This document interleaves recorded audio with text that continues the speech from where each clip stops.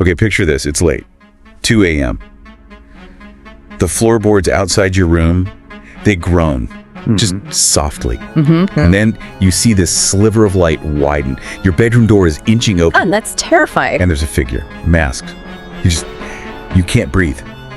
He's totally silent, but you feel his eyes on you, just watching, waiting. Yeah. And you realize tonight's the night. Whatever music you had on, it just stops. Yeah. Dead silence. What? This isn't some nightmare. This was terrifyingly real for kids in Australia. And the name they whispered, Mr. Cruel. Mr. Cruel. Who was he? That question. Yeah. It still gives you chills. It really does.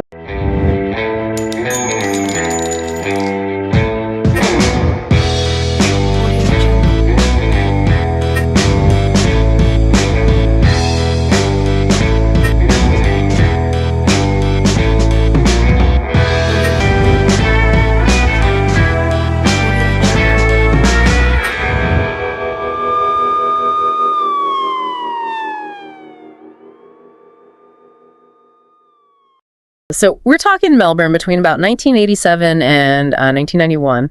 A real wave of fear hit the city. Yeah. And this wasn't just, random break-ins. This was different. Calculated, precise. Whoever this was operated with this disturbing level of control. Right. More than just a burglar. Definitely more than a standard kidnapper. This was someone who meticulously planned everything, stalking young girls. I mean, some were only 10 years old. And unbelievable. Breaking into homes, even ones with security systems, cutting phone lines first. It's like he was systematically cutting them off from any help, piece by piece. Exactly. And the mask always a stalking, right? The voice. People described it as, well, calm, even polite. Yeah, just polite while doing that. It paints this picture, doesn't it? Someone committing these absolutely horrific acts, but with this chilling composure. And what really stands out, he left almost no evidence. He was just incredibly careful. Okay, let's try and get our heads around this. What about those details after the assaults? The reports mentioned him, like bathing the victims, feeding them, even apologizing sometimes. Right. It's just such a bizarre contrast with the sheer violence of the attack itself. What's going on there? What could possibly drive that kind of behavior? Well, that contrast is, I think, really key. It suggests a deeply fractured psyche, maybe a need for absolute control, total domination, followed by this kind of, twisted form of remorse, or maybe trying to seem human to them after terrorizing them. So many questions. It really raises questions about his deeper motivations beyond just, aggression. Was it purely about power? Was there some specific trigger? We just don't know. And it's like he could just evaporate afterwards, leaving families, police, everyone just grasping at straws. Like a ghost. Yeah, that ability to just disappear so completely, it points to a really high degree of planning. And probably, intimate knowledge of the areas he was hitting. It also just adds to that almost mythical and frankly terrifying aura around the name Mr. Cruel. Let's rewind a bit, back to the start. November 1987. Think about it. An 11-year-old girl, let's call her Sarah. She's in her own home, suburban house.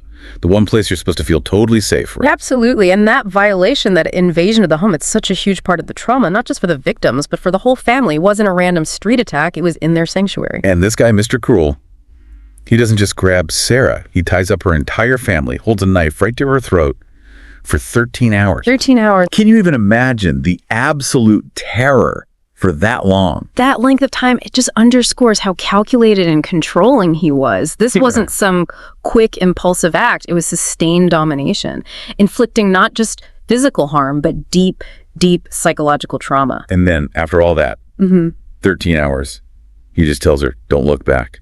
And he's gone. Poof.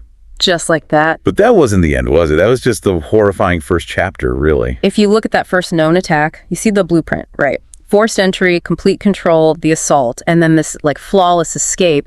It set this really disturbing pattern. A pattern that would unfortunately escalate. Yeah, and it did escalate dramatically.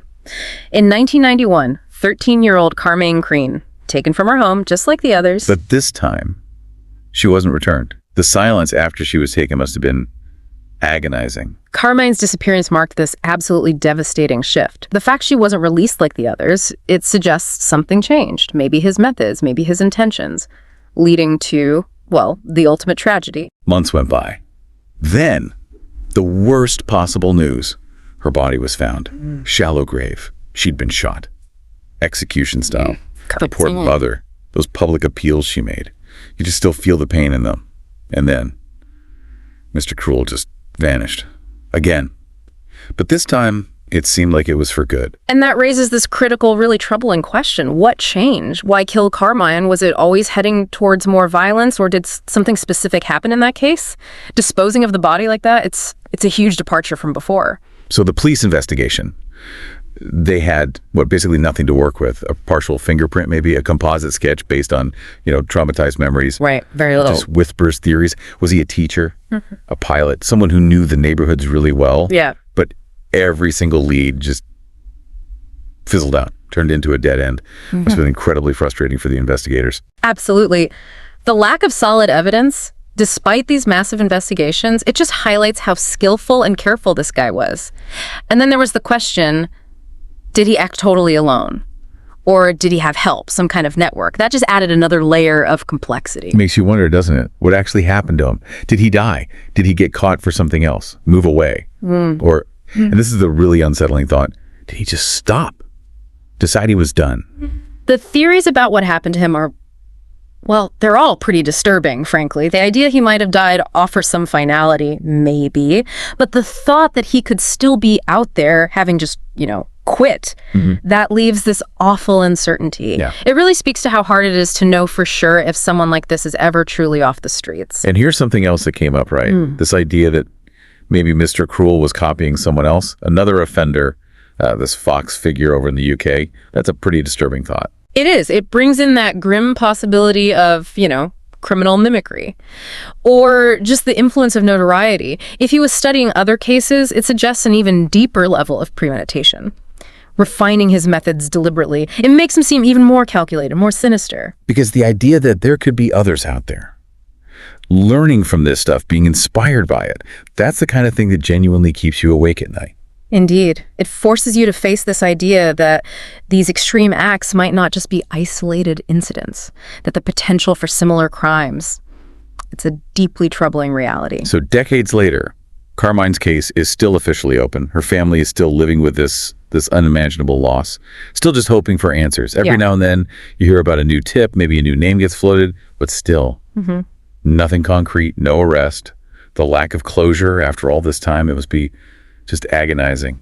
That enduring nature of this case, it just underscores the profound, lasting impact on the families, obviously, but on the whole community too.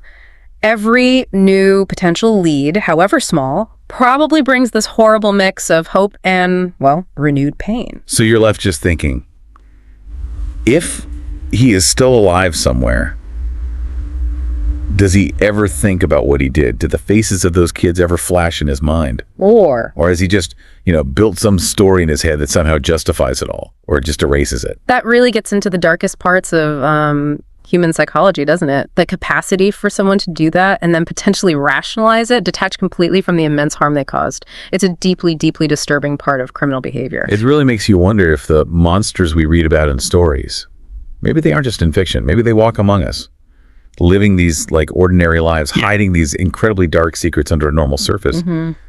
And maybe, just maybe, they're closer than we ever realize. Sleep tight.